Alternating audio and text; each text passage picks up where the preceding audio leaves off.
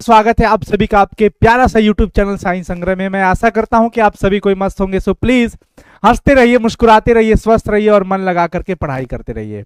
चलिए जी, स्टार्ट करते हैं। आज का चैप्टर बहुत ही शानदार चैप्टर है जिसका नाम है उसने कहा था। और इस उसने कहा था को एक इतना शानदार चरित्र चित्रण और इतनी बड़ी ख्याति देने का अगर किसी ने काम किया है तो वो है हमारे जाने माने आदरणीय चंद्रधर शर्मा गुलेरी जी। गुलेरी जी के द्वारा रचित यह चैप्टर बहुत शानदार है बच्चों, बहुत ही शानदार है।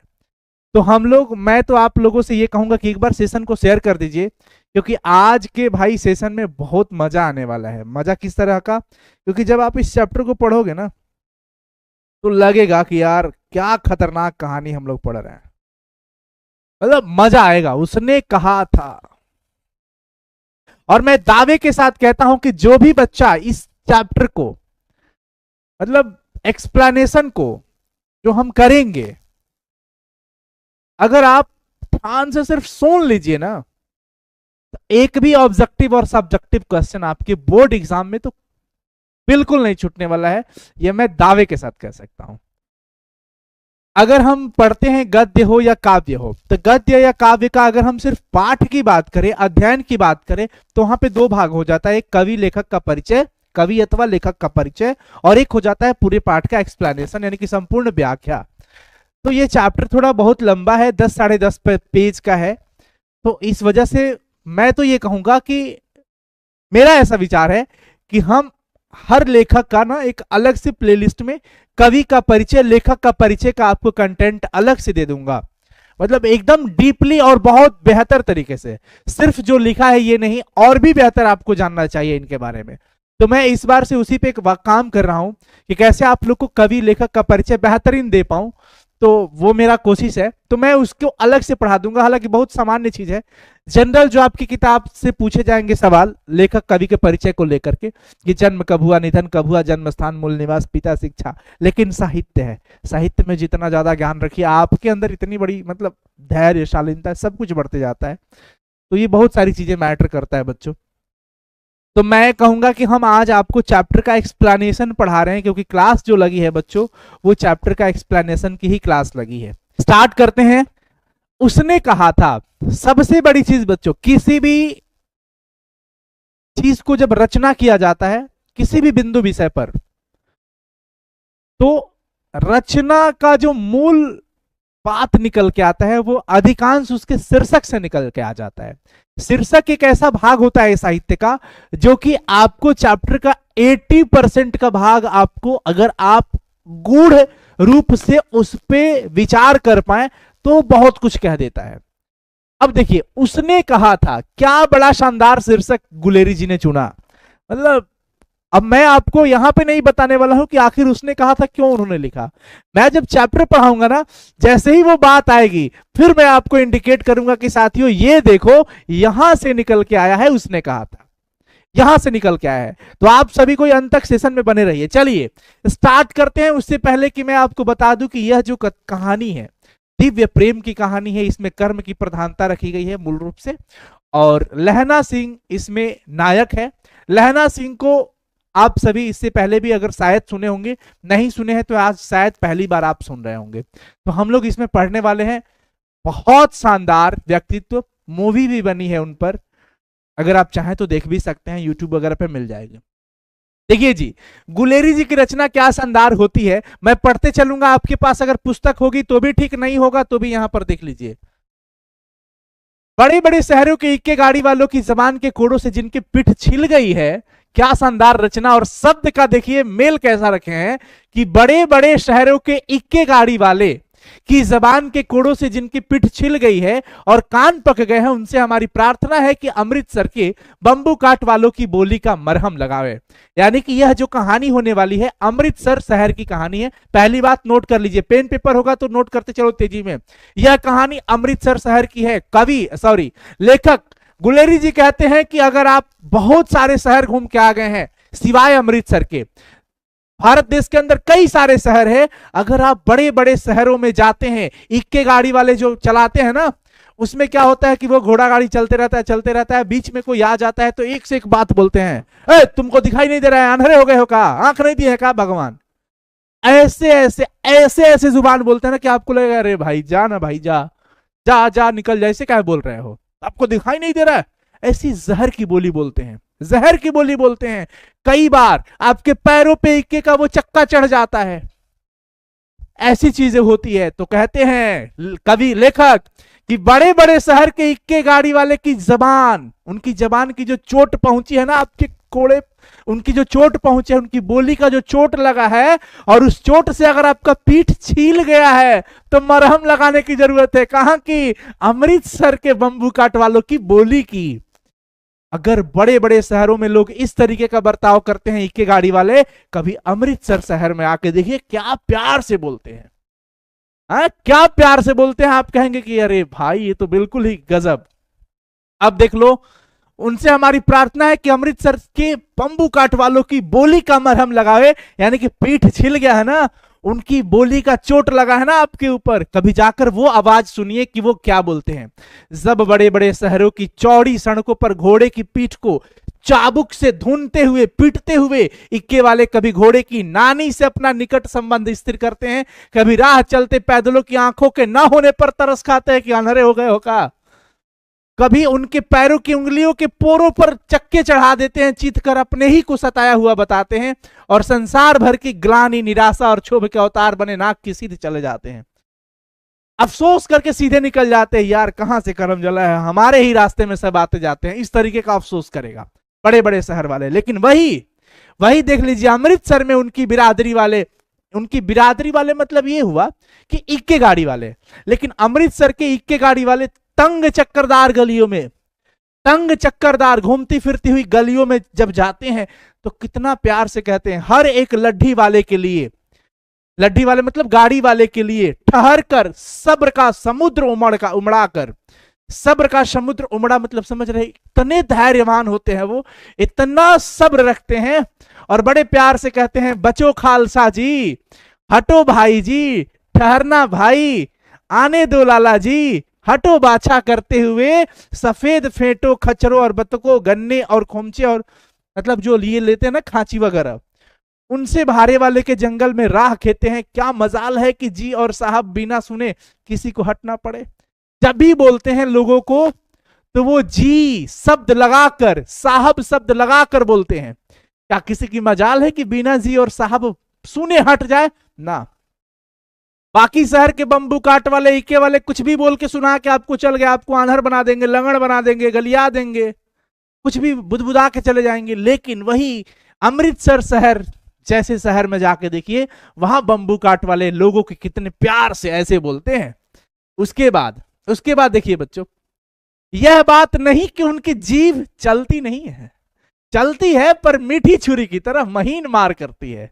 देखिए अब कहानी लेखक कहां घुमा रहे हैं कि ऐसा नहीं है कि उनकी जीभ नहीं चलती, वो बड़े शरीफ है, नहीं, बोलते हैं लेकिन बड़ी महीन मार मारते हैं। क्या बोलते हैं, देखिए उनके नमूने क्या है, कैसे बोलते हैं।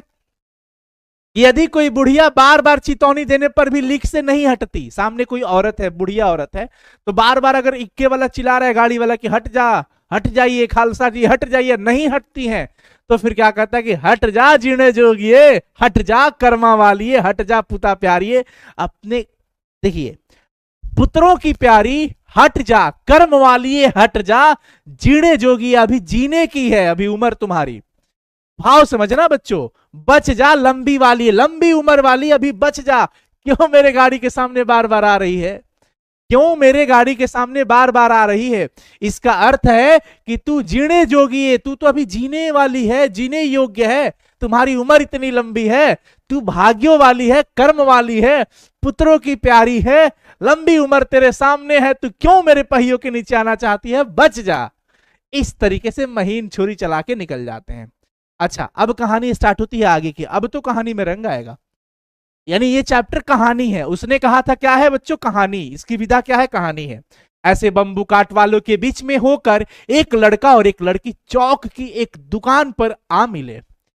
ऐसे बंबू काट वाले के बीच में होकर एक लड़का और एक लड़की, आहा एंट्री होती है बच्चों, एक लड़का और एक लड़की चौक की एक दुकान पर, कहा चौक की एक दुकान पर आकर मिलते हैं।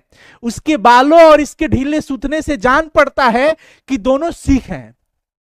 उनके ढीले सूतने और बाल से क्या पता चलता है कि दोनों सिख हैं। वह अपने मामा के लिए केस धोने के लिए दही लेने आया था, यानी कि लड़का मामा का केस धोने के लिए दही लेने आया था और यह रसोई के लिए बनिया लेने आई थी।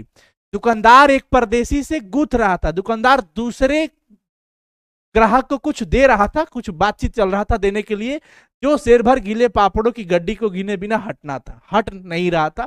शेर भर थोड़े से पापड़ वगैरह थे, वही देख था। और इन लोगों की आपस में बातचीत चल रही है। तेरे घर कहां है, तेरे घर कहां है, सुनिएगा, तेरे घर कहां है। जवाब क्या मिला, मगरे में। और तेरे, मांझे में। यहां कहां रहती है। अब सुनो, अब मैं आप लोगों से कहना चाहता हूं कि बस यहां पे आपको क्या समझना है, आपको समझना है कि यहां कहां रहती है, ये कौन बोल सकता है। ये तो लहना सिंह पूछ रहे हैं, मतलब लड़का मैं लिखूंगा। मेरे हिसाब से यहां पे क्या लिखना चाहिए, मैं लड़का लिखूंगा। ये लड़का बोला, लड़का। तेरे घर कहां है, मगरे में, और तेरे माझे में। यहां पर भी लड़का सवाल पूछा कि तेरे घर कहां है। जवाब क्या दी लड़की, लड़की कह रही है कि मेरा घर तो मगरे में है, पर तेरा कहां है। तो फिर लड़का जवाब देता है कि मेरा तो घर मांझे में है, और फिर पूछता है कि यहां कहां रहती है। तो जवाब देती है लड़की कि अतर सिंह की बैठक में वे मेरे मामा होते हैं।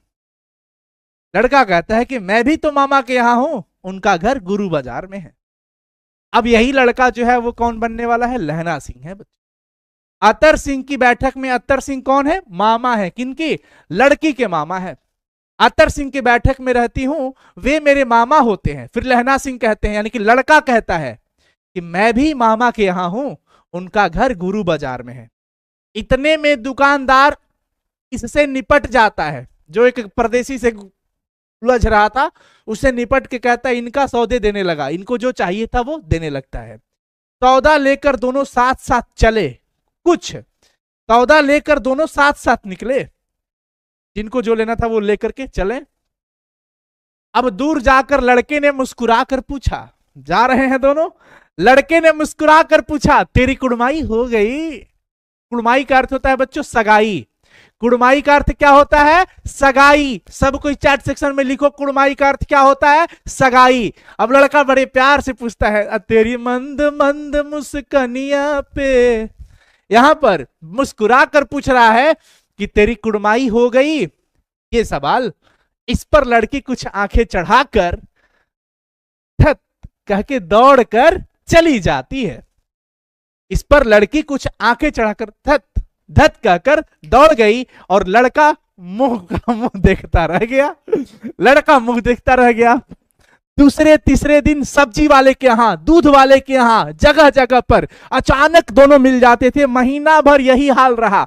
तेरी कुड़माई हो गई, धत चल गया। लड़का मुंह देखता रहा, तेरी कुड़माई हो गई, धत कह के लड़की चली जाती है। महीने दिन तक ये चलता रहा। यहां से एक सवाल पूछता है कि बचपन में लहना सिंह उस लड़की से क्या सवाल किया करता था। तेरी कुड़माई हो गई, यही सवाल था, नोट कर लेना साथियों। दो तीन बार लड़के ने फिर पूछा, दो तीन बार लड़के ने फिर पूछा। महीना दिन चलने के बाद लड़के ने दो तीन बार फिर पूछा कि तेरी कुड़माई हो गई, और उत्तर में मिला वही धत धत मिला, धत। एक दिन जब फिर लड़के ने वैसे ही हंसी में चिढ़ाने के लिए पूछ दिया, एक दिन फिर लड़का हंसी में लड़की को चिढ़ाने के लिए पूछ दिया, क्या यही बात, तब लड़की लड़के की संभावना के विरुद्ध बोली। अब तक लड़का सोचता था नहीं हुआ है, कुड़माई नहीं हुआ है, सगाई नहीं हुआ है, इसलिए शर्मा के कह रही है। शर्मा गई का, यानी कि धत कह के निकल जाती थी। लेकिन आज जैसा लड़का सोचता था कि धत कहेगी, उसके विरुद्ध में जवाब मिला। लड़की बोलती है हां हो गई। लगा दिल पे चोट, अरे शीशे का था दिल मेरा, अरे पत्थर का जमाना था, दिल टूट गया है। समझ गए जी? यहां पर ये हाल रहा लड़के का। हाँ हो गई। फिर आश्चर्य होकर घबराहट के साथ लड़का का जवाब आता है, कब? कब? इधर दिल का धड़कन ऐसे ही बढ़ते जा रहा है, धड़कन ऐसे ही चरम सीमा पे जा रहा है। कहता है कब? लड़की कहती है कल। देखते नहीं ये रेशम से कढ़ा हुआ सालू, सालू मतलब चादर, कल ही हुआ है, ये देख नहीं रहे हो? रेशम से गढ़ा हुआ मैं चादर ओढ़ी हूं। लड़की इतना कह के भाग गई। लड़के ने घर की राह ले ली। लड़की तो इतना कह के चली गई कि देखो कल ही तो हुआ है, रेशम से कढ़ा हुआ सालू जो ओढ़ी हूं, ये देख नहीं रहे? इतनी कहकर लड़की चली गई। लड़के ने घर की राह ली। लड़का बौखलाया हुआ, सोचिए जिसके प्रति उसके दिल में कुछ कुछ चल रहा हो, और ये कुछ कुछ आप भी समझ रहे हैं, तो उस परिस्थिति में क्या होने वाला है जब उसे पता चल जाए कि यार वो किसी और की होने वाली है। हो गई, होने वाली क्या हो गई। रास्ते में एक लड़के के मोरी में ढकेल दिया, मोरी मतलब नाली में। इतना बौखलाया हुआ वो लड़का ये जवाब सुनने के बाद दौड़ते हुए इतर बितर होकर ढकेल दिया जो रास्ते में मिला। हट हट हट। एक छाबड़ी वाले की दिन भर की कमाई गिरा दिया, एक कुत्ते को पत्थर मारा, एक गोभी वाले के ठेले में दूध उड़ेल दिया, सामने नहा कर आ रही थी कोई युवती वैष्णवी, उससे टकरा कर अंधे की उपाधि ले ली, जाकर टकरा गया। है? दिखाई नहीं दे रहा, अंधे अंधे हो का? भगवान आखिर निकल दे लौकत नहीं है। लहना सिंह यानी कि लड़का को अंधे की उपाधि मिली, इतना व्याकुल था। तब जाकर के ऐसे करते करते वो घर पहुंचता है। बच्चों इस कहानी का दृश्य 1 समाप्त होता है। दृश्य 2 में आइए हम लोग चीजों को समझते हैं। यहां पर युद्ध की कहानी स्टार्ट हो जाती है। आप लोग से मैं बस इतना कहूंगा कि आप लोग बस अंत तक चीजों को समझिएगा, बहुत मजेदार चैप्टर है। देखिए दृश्य 2 की चीजें हम पढ़ के समझाने की कोशिश करेंगे आपको, आप समझिएगा। राम राम, यह भी कोई लड़ाई है? राम राम, यह भी कोई लड़ाई है? दिन रात खंदक में मतलब खाई में बैठे हड्डियां अकड़ गई। ठंडक का दिन था, लुधियाने से 10 गुना जाड़ा है यहां पर, और मेह और बर्फ ऊपर से ऐसे ही है। पिंडलियों तक कींच में धसे हुए हैं, यानी कि हड्डी हड्डी तक कीचड़ में धसा हुआ है। गनीम कहीं दिखता नहीं, गनीम का मतलब दुश्मन, यानी कि लहना सिंह की पूरी फौज लड़ाई में गई है बच्चों। और ये लोग ऐसे करे राम राम, यह भी कोई लड़ाई है? कैसे लड़ाई में है यार? यार दुश्मन कहीं दूर दूर तक नहीं दिख रहा है, तुम ऐसे ही ठंडक जान लेने पे लगी हुई है। इतना गनीम दिखता नहीं कहीं। घंटे 2 घंटे में कान के पर्दे फाड़ने वाले धमाके के साथ सारी खंदक हिल जाती है। तब तक 1-2 घंटे के अंदर कान में इतना पर्दे फाड़ने वाले इतने बड़े धमाके के साथ सारी खंदक हिल जाती है, खाई के लोग हिल जाते हैं, और 100-100 गज धरती उछल पड़ती है। इस गैबी गोले से बचे तो कोई लड़े। अब कहानी ये है, यहां पर देख लो बच्चों। गनीम कहीं दिखता ही नहीं, घंटे 2 घंटे में कान के पर्दे फाड़ने वाले धमाके हो रहे हैं। ऐसे ऐसे युद्ध में तो भैया धमाका होगा ही। सारी खंदक हिल जाती है और 100-100 गज धरती उछल पड़ती है, भूकंप सा हो जाता है। इस गैबी गोले से, इस गैबी मतलब आसमानी, इस आसमानी गोली से कोई बचे तब तो लड़े। नगरकोट का जलजला सुना था, नगरकोट का जलजला सुना था। यहां दिन में 25 जलजले होते हैं, धमाके होते हैं, भूकंप आते हैं। जो कहीं खंदक से बाहर साफा या कोहनी निकल गई तो चटाक से गोली लग जाती है। अगर खाई से बाहर जैसे ये गया तो फट दे गोली वोली लग जाता है। ना मालूम बेईमान मिट्टी में लेटे हुए हैं या घास की पत्तियों में छिपे रहते हैं। लहरा सिंह की फौज कह रही है, सिपाही कह रहे हैं कि न जाने दुश्मन कहां से वार कर रहा है, मिट्टी में छुपा हुआ है या घास के अंदर छुपा हुआ है, समझ नहीं आ रहा है। हर घंटे 2 घंटों पे आसमान से गोले गिर रहे हैं। इधर से उधर कोहनी थोड़ा भी हुआ तो साला गोली लग जाने की चांस है। लहना सिंह और 3 दिन है। देखो बातचीत चल रही है, कह रहे हैं, कोई कह रहा है, अब कौन कह रहा है आगे मिलेगा? लहना सिंह और 3 दिन है भाई। 4 दिन तो खंदक में ही बीत गया, खाई में ही बिता दिए, परसों रिलीफ आ जाएगी और फिर 7 दिन की छुट्टी होने वाली है। अपने हाथों झटका करेंगे और पेट भर खाकर सो रहेंगे। उसी फिरंगी मैम के बाग में मखमल की सी हरी घास है, फल और दूध की वर्षा कर देती है। वो एक मैम है, फिरंगी मैम, जहां पर जाने पर उसका बाग है, बाग बगीचा है, तो फल की वर्षा कर देती है और दूध भी खिलाती है। लाख कहते हैं कि इसके कुछ पैसे ले लो, पैसे ले लो, दाम नहीं लेती है। कहती है अरे तुम तो राजा हो, तुम तो मेरे मुल्क को बचाने आए हो, तुमसे क्या पैसे लूंगी, तुम तो हमारे देश को बचाने आए हो, तुम तो राजा हो। अब सुन लो बच्चों, यानी ये लोग आपस में बातचीत कर रहे हैं। मैं समझता हूं कि आप लोग को समझ में आ रहा होगा।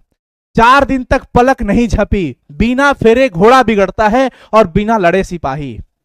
समझ लो, अब ये बात कौन कह रहा है ये भी आगे सामने आ जाएगा। 4 दिन तक पलक नहीं झपी, 4 दिन तक हम लोग सो नहीं पाए हैं इस डर में कि कब आक्रमण हो जाए, कब अटैक हो जाए। बिना फेरे घोड़ा बिगड़ता है, घोड़ा है हम लोग के साथ में, बिना दौड़े, बिना इधर उधर फेरे घोड़ा बिगड़ जाता है, और बिना लड़े सिपाही बिगड़ जाता है। अब सिपाही को आप बैठा दीजिएगा तो उसके शरीर की गर्मी धीरे धीरे ठंडक हो जाती है और वो फिर अजीब फील करता है, कहता है कि भाई लड़ाने लाए हो तो कम से कम गोली वोली चलवा दो। कहते हैं कि बिना फेरे घोड़ा बिगड़ता है और बिना लड़े सिपाही। मुझे तो संगीन चढ़ाकर मार्च का हुक्म मिल जाए, बंदूक में गोली भर के अगर हुक्म मिल जाए, आदेश मिल जाए, तो 7 जर्मनों को अकेले मारकर न लौटूं तो मुझे दरबार साहब की दहली पर मत्था टेकना नसीब ना हो। पाजी कहीं के कलों के घोड़े संगीन देखते ही मुंह फाड़ देते हैं और पैर पकड़ने लगते हैं। यो अंधेरे में 30-30 मन का गोला फेंकते हैं। उस दिन धावा किया था, 4 मील तक एक जर्मन नहीं छोड़ा था। पीछे जनरल ने हट जाने का कमान दिया, नहीं तो बता देते उन लोग को। बच्चों, ये बात लहना सिंह कहते हैं कि 4 दिन तक सोने को नहीं मिला, 4 दिन तक पलक नहीं झपी, बिना फेरे घोड़ा बिगड़ जाता है और हम लोग सिपाही साला बिना लड़े मन नहीं लगेगा। ये कहां छुपे हुए हैं, मुझे बस हुक्म मिल जाता ना, ऊपर से आदेश मिल जाता, तो मैं ऐसे ही इन सब जर्मनों को मार के अकेला न लौटूं तो अपनी दरबार में इनकिन का दरबार साहब की देहली पर मत्था टेकना ना नसीब हो। जैसे हम लोग कहते हैं ना कि ये काम नहीं कर देंगे तो मेरा नाम बदल जाएगा, उस टाइप का। कितने जर्मन को अकेले मारकर कहने का दावा देते हैं? 7 जर्मन को। जर्मन वालों से इनकी युद्ध हो रही थी, पाजी कहीं के। अंधेरे में ऊपर से गोले मार रहे हैं, 30-30 मन के गोले, 30-30 मन का गोला फेंकते हैं। वो दिन बाद धावा किले रही नो, 4 मील तक एक जर्मन नहीं छोड़े थे, दौड़ा दौड़ा के मारे थे। पीछे जनरल ने हट जाने का आदेश दे दिया था, नहीं तो उसी दिन बता देते हम। कौन कह रहा है? लहना सिंह। नहीं तो सीधे बर्लिन पहुंच जाते। क्यों? फिर कहते हैं अब भाई टीम है, टीम में सूबेदार भी होते हैं। लहना सिंह की उग्र, मतलब एक होता है ना कि ओवर एक्साइटेड, भाई जवान है, एक्साइटेड है, उत्साह है उसके अंदर। इस उत्साह को देखकर, सुनकर सूबेदार जी कहते हैं, और सूबेदार का नाम क्या है साथियों? हजारा सिंह। अब आपसे क्वेश्चन पूछा जाएगा कि सूबेदार कौन था? सूबेदार हजारा सिंह थे। अब कहते हैं सूबेदार जी मुस्कुराकर, जैसे अब कोई बच्चा आपके सामने कहता है ना कि पापा आप ऐसे, मेरे सामने अगर दुश्मन आ जाता तो मैं तो ऐसे धाई धाई धाई चला देता गोली। तो आप जब सुनते हैं तो हंसी आता है कि इतनी बचकानी बातें कर रहा है। वैसे ही सूबेदार लहना सिंह की बात को सुनकर मुस्कुरा रहे हैं और कह रहे हैं कि लड़ाई के मामले में जमादार या नायक के चलाए नहीं चलते। लड़ाई की जब बात हो, जब युद्ध की बात हो, तो नायक की बात नहीं चलती, ना जमादार की चलती है। बड़े अफसर हमेशा दूर की बात सोचते हैं। तो अभी आप तो युवा हैं, नायक हैं, तो आप क्षणिक सोचिएगा, बड़े बड़े अफसर दूर की बात सोचते हैं। 300 मील का सपना है, एक तरफ बढ़ गए तो क्या होगा? 300 मील का सपना है, एक तरफ बढ़ गए तो क्या होगा? लहना सिंह कहते हैं सूबेदार जी सच है। लहना सिंह बोला, सूबेदार जी आपकी बात सच है, आप सही बोल रहे हैं कि बड़े बड़े अफसर दूर तक की सोचते हैं यार, लेकिन करे क्या? पर करे क्या? हड्डियों में तो जाड़ा धस गया है। ये ठंडक में हम लोग गड्ढे में बैठे हुए हैं, खाई में बैठे हुए हैं, सूर्य निकलता नहीं और खाई में दोनों तरफ से चंबे की बावलियों के से सोते जड़ रहे हैं। बर्फबारी टाइप की हो रही है, एक धावा हो जाए तो गर्मी आ जाए, तनी मनी एक धावा हो जाता तो तनी दौड़ फिर लेते, गोली वोली चला के यह मूड थोड़ा सा बन जाता। क्या करे सूबेदार जी, सूरज भी नहीं उग रहा, एकदम हड्डियों में ठंडक घुस रही है। अब आप ही बताइए क्या करें। ये हम लोग दृश्य 2 देख रहे हैं, भाग 2। उद्यमी उठ सिगड़ी में कोले डाल, उद्यमी उठ और सिगड़ी में कोले डाल, यानी कि कोयला डाल। वजीरा, वजीरा आदेश आ रहा है, वजीरा, वजीरा एक व्यक्ति है इनके ग्रुप का, तुम 4 जन, 4 लोग बाल्टियां लेकर खाई का पानी बाहर फेंको। वजीरा तुम 4 लोगों के साथ बाल्टी लेकर खाई से पानी निकाल के बाहर फेंको। और महासिंह सुन लीजिए, शाम हो गई है, खाई के दरवाजे का पहरा बदल दीजिए। यह कहते हुए सूबेदार सारी खंदक में चक्कर लगाने लगे। सूबेदार हजारा सिंह, सूबेदार हजारा सिंह ने किसी को कोयले डालने की कार्य दे दिया, किसी यानी वजीरा को कह दिया कि तुम पानी उठा के खाई से बाहर फेंको। महासिंह को लग गया, महासिंह एक सिपाही है, इनको लगा कि आप खाई के दरवाजे का पहरा बदल दीजिए। अब बात आती है कि भाई वजीरा सिंह कौन था? पूरे पलटन का विदूषक। विदूषक का मतलब होता है जोकर, जो हंसी करता हो, मन लगाता हो। तो पूरे पलटन का जोकर कौन था? वजीरा सिंह। चैट सेक्शन में आप सभी को लिखिए, यही सब ऑब्जेक्टिव क्वेश्चन आएगा। चैट सेक्शन में लिखिए पूरे पलटन का, जो पूरी फौज थी, पलटन थी, उस पलटन का जो विदूषक है यानी कि जोकर है, वो है साथियों वजीरा सिंह। कौन है भैया? वजीरा सिंह पलटन का विदूषक था। बाल्टी में गंदला पानी लेकर खाई के बाहर फेंकता हुआ बोला, मैं तो पाधा बन गया हूं, पुरोहित बन गया हूं, बुजुर्ग सा हो गया हूं। करो जर्मनी के बादशाह का तर्पण। इस पर सब खिलखिला पड़े, सब हंस पड़े और उदासी के बादल फट गए। थोड़ा सा माहौल रंगीन हो गया क्योंकि ये तो जोकर था, ये तो सबका मन लगाता था। कौन? वजीरा सिंह। तो वजीरा सिंह पलटन का था बच्चों विदूषक। ठीक है जी, आगे देखिए। लहना सिंह ने दूसरी बाल्टी भर उसके हाथ में देकर कहा, अरे अपनी बाड़ी के खरबूजे में पानी दो, ऐसा खाद पानी पंजाब भर में नहीं मिलेगा। लहना सिंह पानी पकड़ा रहा था उसको बाल्टी का। अरे लो हज पनिया तनी अपने बगीचे में डाल दो, बाड़ी मतलब बगीचा, अपने बगीचे के खरबूजे के पानी में वहां पे डाल दो, ये खाद पानी पंजाब भर में नहीं मिलेगा। हाँ, देश क्या है? स्वर्ग है।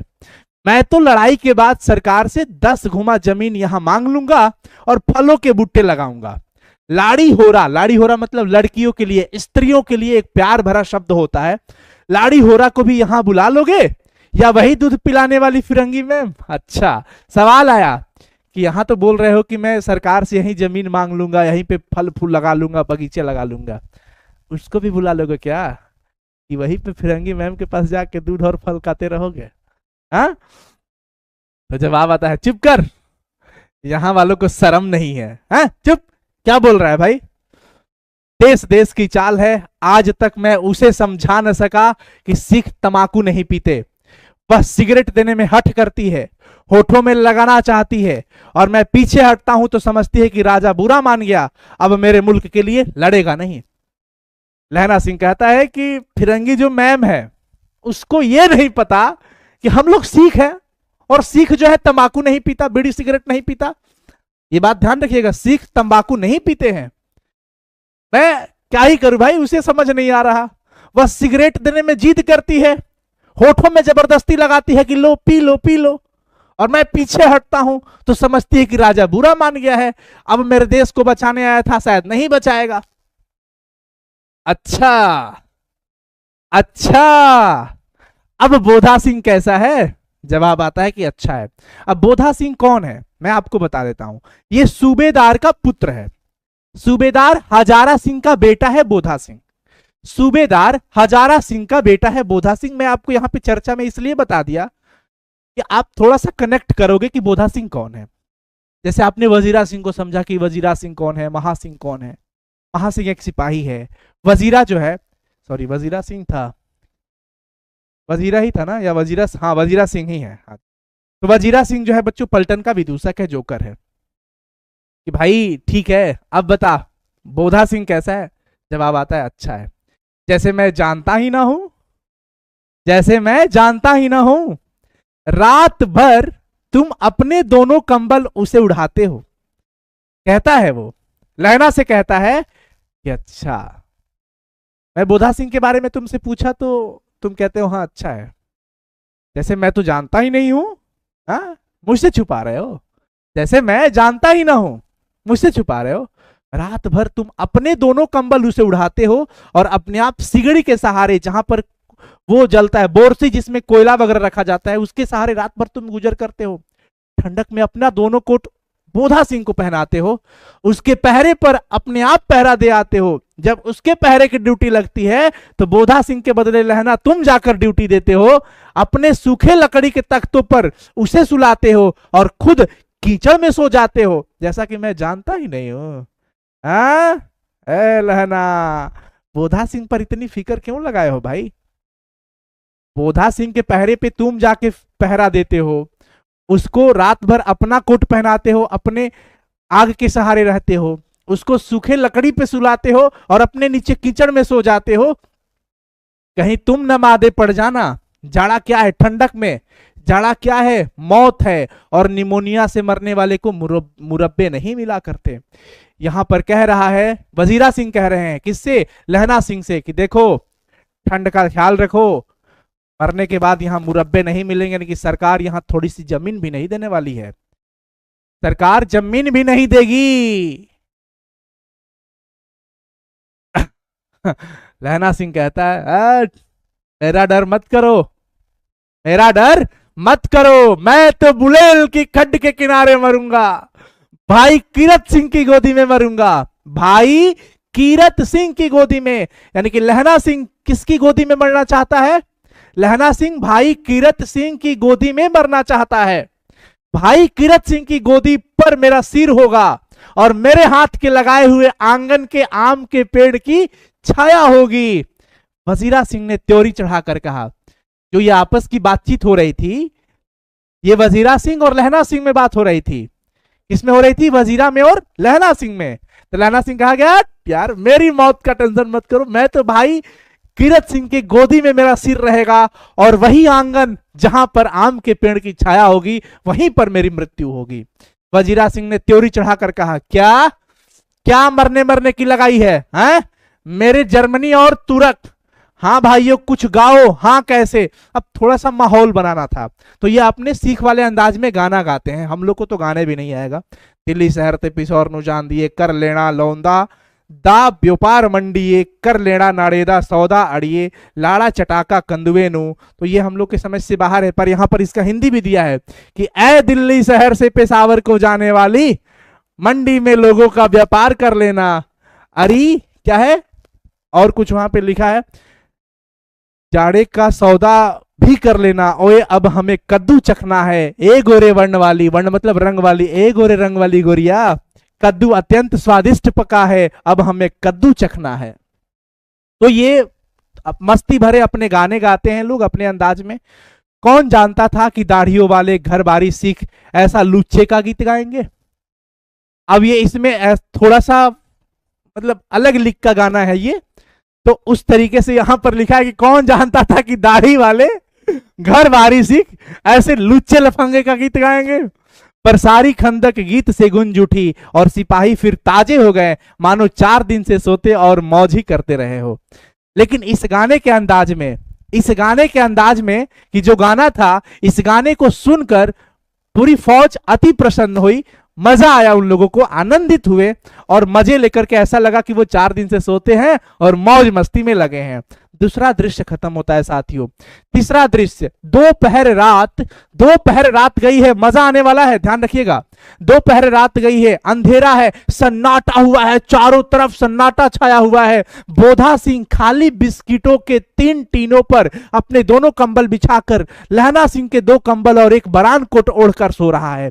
बोधा सिंह कौन था? सूबेदार हजारा सिंह का बेटा है। कौन था? बोधा सिंह कौन था? सूबेदार हजारा सिंह का बेटा है। और वो कहां सोया है बच्चों? खाली बिस्किट का 3 टीना का डब्बा था, टीना था, उस पे सोया हुआ है कंबल बिछाकर। और लहना सिंह का दोनों कंबल और एक बरान कोट भी ओढ़ लिया है पूरा ऊपर से नीचे तक का, कि उसको ठंडा ना लगे। लहना सिंह अपना दोनों कोट उसे पहना देता था। लहना सिंह पहरे पर खड़ा हुआ है और पहरा अगर लगता था बोधा सिंह का, तो उसके पहरे पर कौन जाता था? लहना सिंह। चैट सेक्शन में लिखो, बोधा सिंह के पहरे पर कौन पहरा करता था? लहना सिंह। एक आंख खाई के मुंह पर और एक आंख बोधा के दुबले शरीर पर। लहना सिंह बोधा सिंह का बहुत ख्याल करता था, बहुत ओवर, मतलब बहुत ख्याल करता था कि भाई इसे कुछ ना हो। उसको अपना कंबल उड़ा देता था, सूखे लकड़ियों पर सुला देता था, चादर उड़ा देता था, उसके पहरे पर खुद पहरा कर लेता था। एक आंख खाई के दरवाजे पर कि भाई कोई अटैक ना हो जाए, और दूसरे तरफ इस बोधा को निहारते रहता था।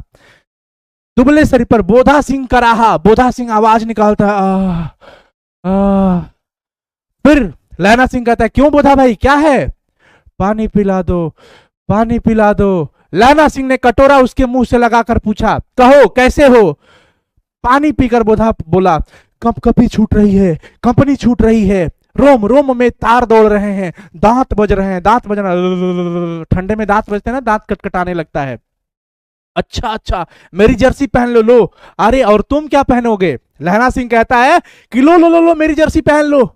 बोधा सिंह कहता है, और तुम क्या पहनोगे भाई? अरे मेरे पास सिगड़ी है ना, तुम मेरी टेंशन मत लो, मुझे गर्मी लगती है यार, पसीना आ रहा है, देख नहीं रहे हो? ना ना ना ना, मैं नहीं पहनता। 4 दिन से तुम मेरे लिए इतना कुछ कर रहे हो, हाँ याद आ गई। अब देखो यहां पर, अब 4 दिन से तुम मेरे लिए बहुत कुछ कर रहे हो। फिर लहना सिंह कहता है, अरे नहीं नहीं नहीं, एक मिनट एक मिनट एक मिनट, ओ याद आ गई, याद आ गई, मेरे पास ना दूसरी गर्म जर्सी है, आज सवेरे ही आई है भाई, और वो विलायत से जो मैम थी ना, वही भेजी है, गुरु उनका भला करे भाई। यो कहकर लहना अपना कोट उतार के दे देता है। लहना उसे अपना कोट उतार कर दे देता है। फिर बोधा कहता है कि तुम सही कह रहे हो ना, तुम्हारे पास दूसरी जर्सी तो है ना, या फिर सिर्फ मुझे बहला रहे हो ऐसे बोल करके? मैं जानता हूं तुम 4 दिन से मेरे लिए इतना कुछ कर रहे हो, तुम 4 दिन से मेरे लिए इतना कुछ कर रहे हो, क्या सच में तुम्हारे पास दूसरी कोट है ना? अरे हाँ भाई, हाँ भाई, अरे झूठ कैसे भाई? यो को कहकर ना ही करते करते बोधा को उसने अपनी जबरदस्ती जर्सी पहना दी, और अपने आप खाकी कोट जिनका कुर्ता भर पहनकर पहरे पर आ खड़ा हुआ। मेम की जर्सी की कथा केवल कथा थी, वो तो बस ऐसे ही बोला था, झूठ बोला था। कोई मैम ने उसको जर्सी नहीं भिजवाई थी, बस वो लहना सिंह को पहनाने के लिए बोला। मैम की जर्सी की कथा केवल कथा थी, वो सच नहीं था। आधा घंटा बीता, इतने में खाई के मुख से आवाज आई। आधा घंटा बीता, रात हो रहे हैं बच्चों, कल्पना करना, खाई के बाहर से अंदर से वहां से आवाज आ रही है, सूबेदार हजारा सिंह, सूबेदार हजारा सिंह, यानी हजारा सिंह को पुकारा जा रहा है। अब इधर से जवाब गया, कौन? लपटन साहब। अब समझते चाहो, सब धीरे धीरे क्लियर हो जाएगा। सूबेदार को जान ही गए, यहां पे लपटन साहब कौन है ये भी समझ आ जाएगा। उधर से आवाज है, सूबेदार हजारा सिंह। इधर से जवाब, कौन? लपटन साहब। हुकुम करिए हुजूर। कहकर सूबेदार, क्योंकि सूबेदार को चिल्लाया गया, तो सूबेदार इधर से आवाज देते हैं कि कौन? लपटन साहब। अरे आदेश करिए, आदेश करिए। सूबेदार तनकर फौजी सलाम करके सामने हुआ। देखो इसी दम धावा करना होगा, लपटन ने कहा। लपटन साहब जो थे, उन्होंने कहा कि देखो इसी वक्त, इसी दम, यानी इसी समय धावा करना होगा। मील भर की दूरी पर पूरब के कोने में एक जर्मन खाई है। डायरेक्शन यहां से दिया जाने लगा, मजा आएगा, अब सुन लो। उसमें 50 से ज्यादा जर्मन नहीं है। वो जो लपटन साहब थे ना, लपटन साहब सूबेदार को कहने लगे, लपटन साहब सूबेदार को कहने लगे कि देखो इसी वक्त अब धावा करना होगा। इधर से पूरब साइड एक खाई है जिसमें 50 से ज्यादा जर्मन नहीं है। इन पेड़ों के नीचे नीचे 2 खेत काट कर रास्ता है, नीचे नीचे आगवा से 2 खेतवा के बाद रास्ता है। 3-4 मोड़ पड़ेगा, जहां मोड़ है वहां 15 जवान खड़े करके मैं आ गया हूं। तुम यहां 10 आदमी छोड़कर सबको साथ लेके चले जाओ। लपटन साहब जी ने देखो क्या कहा। लपटन साहब ने सूबेदार को कहा कि देखो तुम वहां चले जाओ, वहां 50 से ज्यादा नहीं है, 15 वहां पे मैं खड़े करके आ चुका हूं, और यहां सिर्फ 10 को छोड़ दो। बाकी सिपाहियों को तुम लेके जाओ, जल्दी जाओ यहां से, वहां पर जाकर अटैक मारो। खंदक छीन कर वहीं, जब तक दूसरा हुक्म ना मिले वहीं पे रहना, तुम वहीं पे डटे रहना। मैं जब तक आदेश नहीं दूंगा तब तक तुम वहां से हिलना मत, हम यहां रहेगा। लपटन साहब कह रहे हैं कि मैं यहां पे रहूंगा, तुम वहां जाओ। तो सूबेदार जी कहते हैं कि जो हुकुम हुजूर, जो हुकुम, जो हुकुम।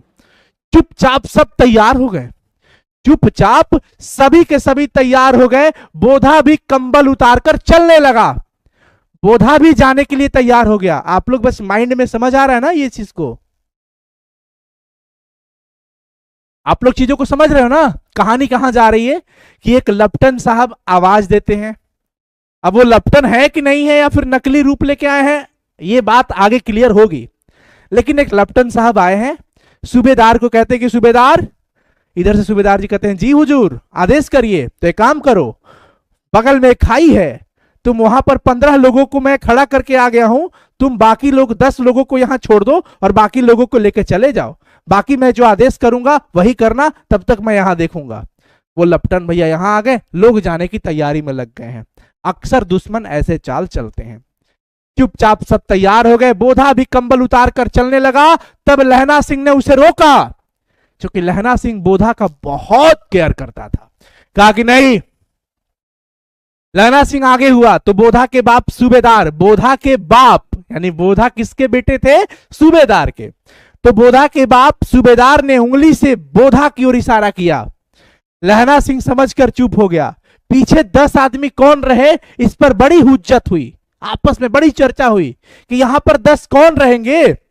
कोई रहना नहीं चाहता था यहां, सब जाना चाहते थे। समझा बुझाकर सूबेदार ने मार्च किया, भेज दिया। लपटन साहब लहना की सिगड़ी के पास मुंह फेरकर खड़े हो गए। लहना उधर था और इधर सिगड़ी जल रही थी, यानी कि कोयले जल रही थी, लकड़ियां जल रही थी, जिसमें से कि आग निकल रहा था। वहां पे लपटन साहब मुंह फेर कर खड़े हो गए और जेब से सिगरेट निकालकर सुलगाने लगे। 10 मिनट बाद उन्होंने लहना की ओर हाथ बढ़ाकर कहा, लो तुम भी पियो, लो तुम भी पियो। आंख मारते मारते लहना सिंह सब समझ गया। आंख मारते मारते लहना सिंह सब समझ गया। मुंह का भाव छिपा कर बोला, लाओ साहब, लाओ मैं भी पी लेता हूं। हाथ आगे करते ही उसने सिगड़ी के उजाले में साहब का मुंह देख लिया, क्योंकि सिख कभी तंबाकू नहीं पीते।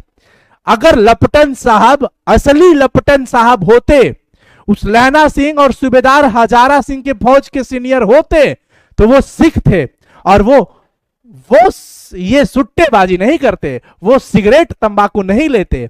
और ये व्यक्ति तंबाकू पी रहा है और लहना को भी दे रहा है कि लो तुम भी पियो। तब तक लहना की बात दिमाग में ये बात खटक गई कि यार वो तो तंबाकू लिए ही नहीं आज तक, ये व्यक्ति तंबाकू पी रहा है, मुझे भी दे रहा है, कुछ तो गड़बड़ है। सिगड़ी की तरफ मुंह करते करते इन्होंने पहचान लिया, बाल देख लिया। तब उसका माथा ठनक गया लहना सिंह का कि अरे लेफ्टिनेंट साहब के पट्टियों वाले बाल एक दिन में कहां उड़ गए? इस लेफ्टिनेंट का तो बाल ही नहीं है भाई।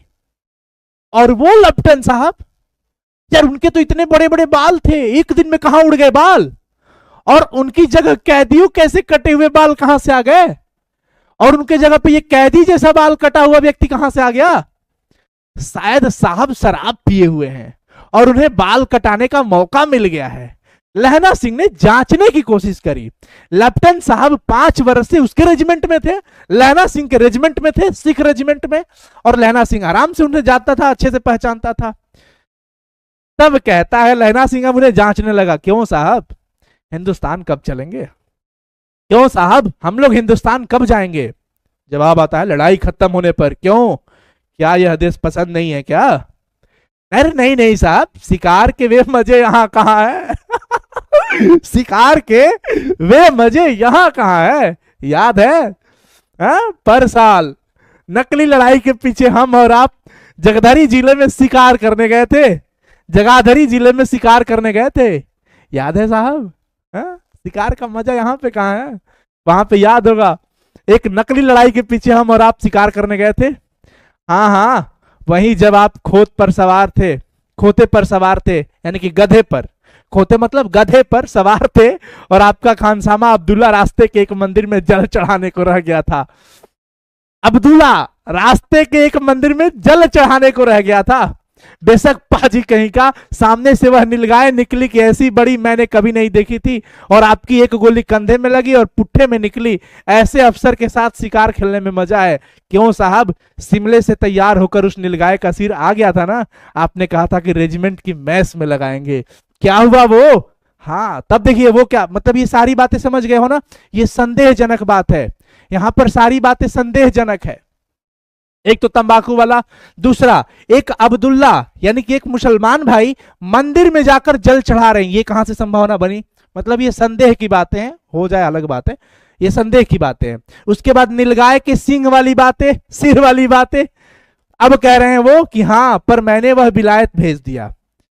अच्छा, ऐसे बड़े बड़े सींग 2-2 फुट के तो होते होंगे, ऐसे बड़े बड़े सींग 2-2 फुट के तो होते होंगे। लहना सिंह बोला। लेफ्टिनेंट साहब कह रहे हैं हाँ लहना सिंह 2 फुट 4 इंच के थे।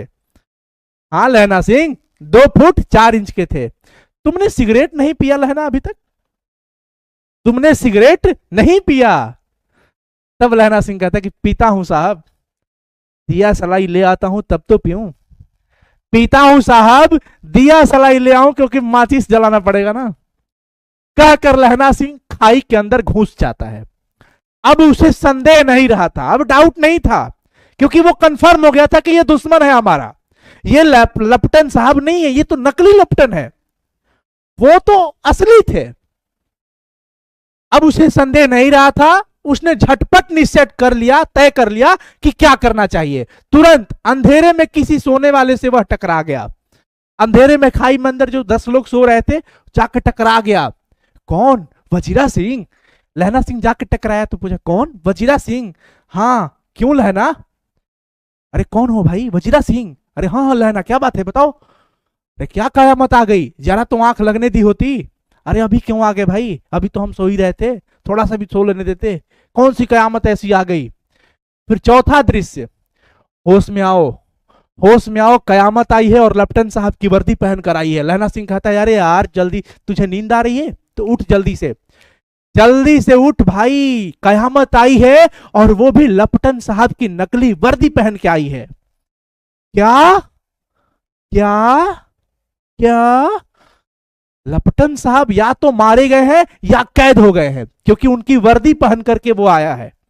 लेकिन वो लेफ्टिनेंट नहीं है, वो नकली लेफ्टिनेंट है। या तो हमारे लेफ्टिनेंट साहब को कैद कर लिया गया या तो उन्हें मार दिया गया, तभी उनकी जर्सी पहन करके ये आया है। उनकी वर्दी पहनकर यह कोई जर्मन आया है, यह कोई जर्मन आया है जो दुश्मन है हमारा। सूबेदार ने इसका मुंह नहीं देखा, मैंने देखा और बातें की। ससुरा साफ उर्दू बोलता है पर किताबी उर्दू, और मुझे पीने को सिगरेट दिया है। सौहरा को आम बोलचाल में ससुरा कहा जाता है। यहां पर भी वही लहना सिंह कह रहा है कि यार सूबेदार ने तो इसका मुंह भी नहीं देखा, वो चिल्ला दिया और ये चला गया बाकी लोगों को लेकर, हमने मुंह देखा उसका। ससुरा साफ उर्दू बोलता है और वैसा उर्दू जो कि किताबी उर्दू बोलता है, और मुझे पीने को सिगरेट दे दिया। भाई हम सिख लोग सिगरेट पीते हैं, ये तो हमारे लेफ्टिनेंट साहब नहीं थे। तो अब बता भाई अब क्या करना है? वजीरा कहता है कि तो अब क्या? अरे अब मारे गए, धोखा हुआ है हमारे साथ, सूबेदार कीचड़ में चक्कर काटते फिरेंगे और यहां खाई पर धावा होने वाला है। वो चला गया उधर और इधर ये आ गया, अब यहां पर सारा सेट करके आया होगा, यहां बम लाके फोड़ देगा। उधर उन पर खुले में धावा होगा, उधर उन पर भी धावा होगा और इधर ये धावा करने आ गया। अब तो हम लोग मारे ही जाएंगे। उठो जल्दी से फटाफट और एक काम करो, पलटन के पैरों के निशान देखते देखते दौड़ जाओ, देखो कि पलटन कहां तक पहुंची है। दौड़े दौड़े निशान देखते जाओ और पीछे भाग जाओ तुरंत, अभी बहुत दूर नहीं गए होंगे, अभी यही पास में गए होंगे। सूबेदार से कहो कि तुरंत लौट आए, खंदक की बात झूठ है और हमें ठगा गया है। चले जाओ, खंदक के पीछे से निकल जाओ, पत्ता तक नहीं हिलना चाहिए, किसी को पता नहीं चले, तुम तुरंत दौड़ के जाओ। और वो गए हैं, उनके निशान देखते देखते पैरों के, जाओ जल्दी, देर मत करो, जल्दी निकलो। हुकुम तो यह है कि यहीं, कहता है कि अरे ऐसी की तैसी हुकुम की छोड़ यार, मेरा हुकुम, जमादार लहना सिंह। यहीं पर लहना सिंह अपने आप को व्यक्त करता है कि हुकुम हमारा है। जमादार लहना सिंह जो इस वक्त बोल दिया, वो यहां पर खड़ा है, वो सबसे बड़ा अफसर है, उसका हुक्म है। मैं लेफ्टिनेंट साहब की खबर लेता हूं और तू जल्दी उठ वजीरा यहां से, और जो बोल रहा हूं वो कर। तो बच्चों यहां पर सीखने की एक बात है कि यहां पर लहना सिंह जो थे वो जमादार है। लहना सिंह कौन थे? जमादार के पद पर था, जमादार के पद पर लहना सिंह थे, और बोले कि मैं हुक्म दे रहा हूं, मैं यहां भी सबसे बड़ा अफसर हूं, खड़ा हूं, तो तू निकल, बकैती मत कर, यहां जल्दी उठ, और मैं लेफ्टिनेंट की खबर लेता हूं और तुम वहां जल्दी जाओ। पर यहां तो तुम 8 ही हो। वजीरा कहता है कि यार तुम लोग तो बस यहां 8 ही रह जाओगे ना, क्योंकि हम लोग टोटल 10 थे, एक तुम हो और एक मैं चल ही जाऊंगा। हाँ, तो और तो तुम्हारे साथ 8 ही रहेंगे ना। अरे 8 नहीं, छोड़ यार, हम 10 लाख हैं। लहना सिंह का मोटिवेशन देखिए, 8 नहीं 10 लाख हैं, एक एक अकालिया सिख 1.25 लाख के बराबर होता है, चले जाओ तुरंत। लौट कर खाई के मुहाने पर लहना सिंह दीवार से चिपक गया। उसने देखा कि लेफ्टिनेंट साहब ने जेब से बेल के बराबर, बेल सिरफल के बराबर, देख रहा है लेफ्टिनेंट की, अरे सॉरी, लहना सिंह देख रहा है कि नकलिया जो लेफ्टिनेंट है वो अपने पैकेट से बेल के बराबर जेब से 3 गोले निकाले, तीनों को जगह जगह खंदक की दीवारों में जाके घुसेड़ दिया, यानी कि बम सेट कर रहा था लेफ्टिनेंट। वहां जो नकली लेफ्टिनेंट आया था ना, वो देखिए वो कैसे कैसे नकली चाल चल करके खाई के अंदर 3 जगह पे बड़का बड़का को बम फिट कर रहा है, और तीनों में एक तार बांध रहा है, कनेक्शन जोड़ रहा है।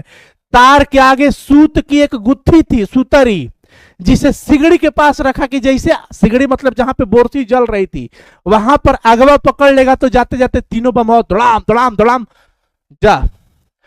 बाहर की तरफ कर एक दिया सलाई जलाकर गुत्थी पर रखने ही वाला था, डॉट डॉट डॉट, दिया सलाई रखने ही वाला मतलब तो बिजली की तरह भी ये सेट करने ही वाला था।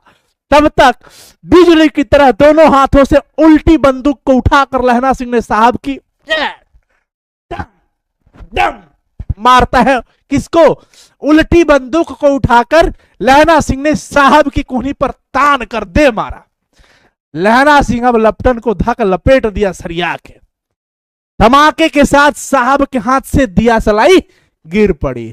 बड़का बम सेट करे वाला रहे है, दनादन ठोका उनको बढ़िया से, दिया सलाई गिर पड़ी।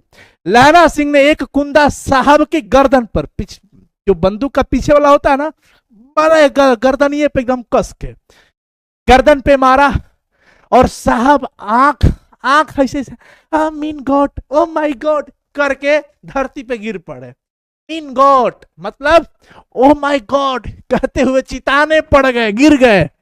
लहना सिंह ने तीनों गोले बीनकर खंदक के बाहर फेंके। लहना सिंह क्या किया कि पहले तीनों बम को निकाल करके बाहर फेंका और साहब को घसीट के, अल्लाह पटन कहीं का साला नालायक है ना, हाँ? खींच के सिगड़ी के पास लेटा दिया। जेबों की तलाशी ली, उनके पैकेट में हाथ डाल के तलाशी लिया। 3-4 लिफाफे और एक डायरी निकालकर उन्हें अपने जेब के हवाले किया। नकली लेफ्टिनेंट के जेब में 3-4 लिफाफा था, डायरी थी, और उसको पकड़ करके अपने जेब में रख लिया। साहब की मूर्छा हटी, साहब तनी बेहोश हो गए थे। हैं कैसा लागल है, तीत की मीठ लागल है। साहब की मूर्छा हटी। लहना सिंह हंस कर बोला क्यों लेफ्टिनेंट साहब, मिजाज कैसा है? आज तो मैंने आपसे बहुत बातें सीखी भाई। कहा क्यों लेफ्टिनेंट साहब, मिजाज कैसा है? अरे भाई आज तो मैंने आपसे बहुत बातें सीखी। अरे मैंने तो यह भी सीखा कि भाई सिख सिगरेट पीते हैं, हाँ? यह भी सीखा कि जगाधरी के जिले में नीलगाय भी होती है क्या, और उनके 2 फुट 4 इंच के सींग होते हैं। जो मैं वहां पे संदेह वाली बात बताया था, इसलिए वहां पे नहीं समझाया था कि आगे मिलेगा। अरे भाई मैंने तो यह भी सीखा कि मुसलमान खानसामा मूर्तियों पर जल भी चढ़ाते हैं। पर यह तो कहो, ऐसी साफ उर्दू कहां से सीख लाए हो? हाँ? इतनी साफ उर्दू कहां से सीखा है? हमारे लेफ्टिनेंट साहब तो बिना डैम के 5 लफ्ज भी नहीं बोला करते थे, और तुम कहां से इतना भाई बोल रहे हो? लहना ने पतलून की जेबों की तलाशी नहीं ली थी, पतलून की जेब नहीं देखा था लहना सिंह ने उनका। साहब ने मानो जाड़े से बचाने के लिए दोनों हाथ अपने जेब में डाले थे। ठंड का दिन था ना, तो दोनों हाथवा बगलिया में धैले रहे है। लहना सिंह कहता गया, चालाक तो बड़े हो, चालाक तो बड़े हो लेफ्टिनेंट, लेकिन मैं भी मांझे का लहना हूं। इतने बरस लेफ्टिनेंट साहब के साथ रहा है, उसे चकमा देने के लिए ना 4-4 आंखें चाहिए लेफ्टिनेंट। अरे तुम क्या समझते हो, मैं लपटन साहब के साथ, मैं माझे का रहने वाला लहना, यानी कि लहना का गांव कहां था? माझे। आपने स्टार्टिंग में ही देखा होगा लड़का लड़की जहां पे मैं लिख रहा था। और लड़की कहां की रहने वाली थी? लड़की रहने वाली थी मगरे की। कहां की? मगरे की। उसे चकमा देने के लिए, यानी कि लहना सिंह को चकमा देने के लिए 4 आंखें चाहिए। 3 महीने हुए, एक तुर्की मौलवी आया था। एक तुर्की मौलवी मेरे गांव में घुस गया था। औरतों को कह रहा था कि आपके बच्चे नहीं यार, लीजिए ये तबीज पहनिए, बच्चा पैदा हो जाएगा। औरतों को बच्चे होने की ताबीज बांटता था और बच्चों को दवाई देता था। बच्चों को दवाई देता था। चौधरी के बड़ के नीचे मंजा बिछाकर हुक्का पीता रहता था और कहता था कि जर्मनी वाले बड़े पंडित हैं। देखो, हमारे इधर जर्मनी वाले दुश्मन बने हुए हैं और वो हमारे गांव में आके कह रहे हैं कि जर्मनी वाले बड़े पंडित हैं, बड़े विद्वान हैं। दूसरा देख लो भाई, वेद पढ़ पढ़ कर उसमें से विमान चलाने की विद्या जान गए हैं। गौ को नहीं मारते हैं, हिंदुस्तान में आ जाएंगे तो गौ हत्या बंद हो जाएगा। मंडी के बनियों को बहकाता था वो मौलवी। वो मौलवी आकर हमारे गांव में क्या कहता था? ताबीज बांटता था। कहता था कि आपके बच्चे हो जाएंगे। कहता था कि हाँ भाई, जर्मनी वाले बड़े ज्ञानी हैं, अगर आ जाएंगे ना यहाँ पे तो यहाँ पर गौ हत्या नहीं होगी, गौ हत्या बंद हो जाएगा। और वो मौलवी बाजार में जाकर के मंडी के बनियों को बहकाता भी था कि जाओ डाक खाने से पैसा निकाल लो। काहे भाई? कैसे कि सरकार का राज जाने वाला है। डाक बाबू पोलूराम भी डर गया था। डाक बाबू का नाम क्या था? पोलूराम। पोलूराम डर गया था। तब मुझे पता चला कि वो मुल्ला जी जो हैं, मौलवी जी, बड़ा यहाँ के लोगों को बेवकूफ बना रहा है, जर्मनी वाले का बड़ा बड़ाई कर रहा है। तो मैंने मुल्ला जी की दाढ़ी मूंज दी और गांव से बाहर निकाल कर कहा था कि जो मेरे गांव में पैर रख दिया तो सोच लेना तोरा का हाल करेंगे, का हाल करेंगे, सोच लेना बेटा तुम। ऐसे करके ये कहानी बता रहा था किनको? लपटन साहब को। तब तक इतना होते ही साथियों, इतना होते ही साहब की जेब में से पिस्तौल चली और लहना की जांघ में गोली लग गई। लहना सिंह बेफिक्र होकर सुना रहा था। तब तक पीछे से लपटन जो था, नकलिया लपटन जो लेटा हुआ था सिगड़ी के पास, वो बंदूक चला दिया, पिस्तौल चलाया और लहना सिंह के जांघ में गोली लग गई। भाई इधर लहना की हेनरी मार्टिनी की 2 फायरों ने साहब की कपाल क्रिया कर दी। जैसे ही लहना को गोली लगी, तब तक लहना सिंह के 2 फायर थे, हेनरी मार्टिनी। इन्होंने क्या किया कि उनकी कपाल क्रिया था, उनको मार ही दिया। तो लपटन साहब की यहां पे मृत्यु हो जाती है। जब तक वो मारे ना फायर करके उसको, तो जैसे आवाज निकला तो धड़ाका सुनकर सब दौड़ के आ गए, सब दौड़ के आ गए, सब दौड़ के आ गए। बोधा चिल्लाया क्या है? बोधा चिल्लाया क्या है? लहना सिंह ने उसे तो यह कहकर सुला दिया। बोधा चिल्ला रहा था कि अरे कोई सा आवाज आ रहा है, अरे चुप चुप चुप, सुता चुपचाप, कुत्ता आया था मार दिया। भाई किसी को पता ना चले एक मारा गया। और बोधा को तो बिल्कुल नहीं, बोधा डर जाता बच्चा था। जो आवाज हुई, आवाज को सुनकर लहना सिंह ने क्या कहा, मतलब बोधा चिल्लाया कि क्या है? अरे क्या हुआ भाई, क्या है? अरे भाई बुर्बक, चुपचाप सुला दिया क्या कह के कि अरे एक हुड़का हुआ, मैंने एक भड़का हुआ कुत्ता आया था मार दिया। और औरों से सब हाल बता दिया। बोधा को नहीं बताया, बाकी औरों से सारा बात बता दिया, क्योंकि बोधा का बहुत केयर करता था, वो बहुत केयर करता था, मानता था, और उसे ये सब बात पता ना चले क्योंकि घबरा जाता था, वो बच्चा था। सब बाकी क्यों करता था वो आपको आगे मिलेगा, वही तो मूल मुद्दा है। सब बंदूकें लेकर तैयार हो गए। लहना ने कपड़ा फाड़ा और अपने जांघ पर जहां पे गोली लगी थी वहां घाव पर कस के पट्टा बांध लिया। दोनों तरफ पट्टियां कस कर बांधी। घाव मांस में ही था, पट्टियों को कसने से लहू निकलना यानी कि खून निकलना बंद हो गया था। उतने में 70 जर्मन चिल्लाकर खाई में घुस गए। अरे अरे अरे अरे, हो गया अटैक। 70 जर्मन, कितने जर्मन? 70 जर्मन चिल्लाकर खाई में घुस गए। अब देखिए क्या हो रहा है। इधर सिखों की बंदूकों की बाढ़ ने पहले धावे को रोका। सिख जो थे या बंदूकें चल रही है खूब, तो उधर से पहला भीड़ उमड़न जर्मन के एक आध जाता लोग गई लोग, सिखों की बंदूकों की बाढ़ हो गई, गोलियां चलने लगी। पहले धावे को रोक दिया गया, दूसरे को भी रोक दिया, पर यहां सिर्फ 8 थे। लहना सिंह तक तक कर मार रहा था, वह खड़ा था और लेटे हुए थे, और वे 70 थे, बस 8 बनाम 70। यहां 8 थे और वो 70 थे। अपने मुर्दा भाइयों के शरीर पर चढ़ चढ़कर जर्मन आगे की ओर घुस रहे थे, क्योंकि ये तो मारते जा रहे थे ना, और वो मर जा रहे थे, तो अपने मुर्दा भाइयों पर वो चढ़कर आगे की ओर बढ़ रहे थे। थोड़े से मिनटों में वे आने ही वाले थे, तब तक अचानक आवाज आई। क्या आवाज आई? आवाज आती है कि वाह गुरुजी दी खालसा, वाह गुरुजी का खालसा, वाह गुरुजी का खालसा। और ये ऐलान होते, यह नारे गूंजते ही धड़ाधड़ बंदूकों की फायर जर्मन के पीठ पर होने लगी। पीठ मतलब टाकर सबको लेते आया, और इधर से फौज दे धड़ाधड़ डन डन डन डन, मजा आ गया। बंदूकें चल रही पीठ पर। ऐन मौके पर जर्मन 2 चक्की के पाटों के बीच आ गए।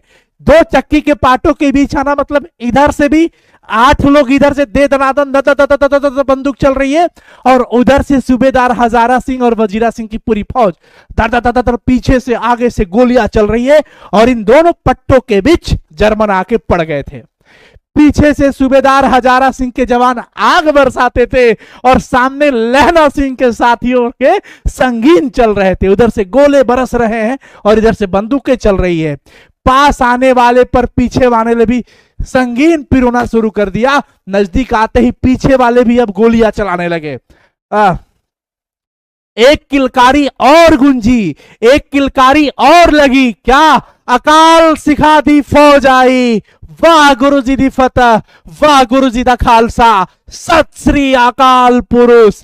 और लड़ाई खत्म हो गई। ऐसा ऐलान करते लड़ाई समाप्त हो जाती है। 63 जर्मन या तो खेत रहना मतलब शहीद हो जाना। युद्ध भूमि पर लड़ाई के मैदान में शहीद होने को कहते हैं खेत होना या खेत रह जाना। 63 70 में से 63 या तो खेत रह गए, यानी कि मर गए, शहीद हो गए, या कराह रहे थे, बुरी तरह से घायल थे, मतलब अब बचने की उम्मीद नहीं थी। सिखों में 15 के प्राण गए थे, झूठ नहीं, दोनों तरफ से 6 मतलब क्षति हुई थी। उधर से ज्यादा हुई थी और इधर से मात्र 15 लोगों के प्राण गए थे। सूबेदार के दाहिनी कंधे में से गोली आर पार निकल गई। लहना सिंह की पसली में एक गोली लगी थी, उसने घाव को खंदक की गीली मिट्टी से पूर लिया, यानी कि एक तो घाव में उसको जांग में लगी थी और पसली में भी शायद, हाँ, उसने घाव को खंदक की गीली मिट्टी से पूर लिया था, बांध लिया था पूरी तरह से, और बाकी का साफा कसकर कमरबंद की तरह लपेट लिया। किसी को खबर भी नहीं हुई कि लहना का दूसरा घाव भारी घाव लगा है। लहना का दूसरा जो गोली लगा था बहुत भारी जख्म था बच्चों, बहुत भारी जख्म था। लड़ाई के समय चांद निकल आया था। भाई सुनकर ही जाना, बहुत इंटरेस्टिंग। लड़ाई के समय चांद निकल आया था, ऐसा चांद जिसके प्रकाश से संस्कृत कवियों का दिया हुआ छई नाम सार्थक होता है। छई नाम संस्कृत कवि द्वारा दिया गया है, और इस छई का मतलब क्षय होना, छिड़ता, सार्थक होता है। और हवा ऐसी चल रही थी जैसे कि बाण भट्ट की भाषा में दंत वीणोपदेशाचार्य कहलाती। वजीरा सिंह कह रहा था कि कैसे मन भर फ्रांस की भूमि मेरे बुट्टों से चिपक रही थी जब मैं दौड़ा दौड़ा सूबेदार के पीछे गया था।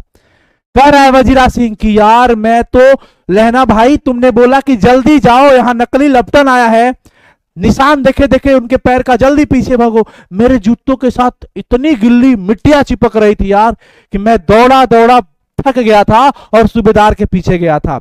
सूबेदार लहना सिंह से सारा हाल सुन और कागजात पाकर उसकी तुरंत बुद्धि को सराह रहे थे। सूबेदार हजारा सिंह जो कि पूरी टीम में सीनियर ही न थे, सीनियर थे, तो उन्होंने सब सुना कि यार ये कहानी हुई थी, नकली लपटन आया था और तुमने कैसे कैसे दिमाग लगाकर उसको मार दिया, कैसे पूरी फौज को बचा ली।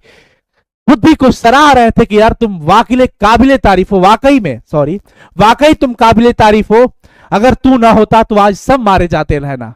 सूबेदार हजारा सिंह ने लहना के सामने कहा कि अगर तू ना होता तो आज सब मारे जाते।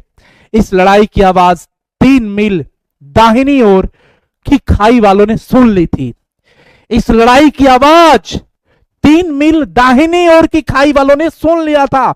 उन्होंने पीछे से टेलीफोन कर दिया था। वहां से झटपट 2 डॉक्टर, 2 बीमार ढोने वाली गाड़ियां चली और जो कोई 1.5 घंटे के अंदर आ पहुंची। 1.5 घंटे में सब आ गए।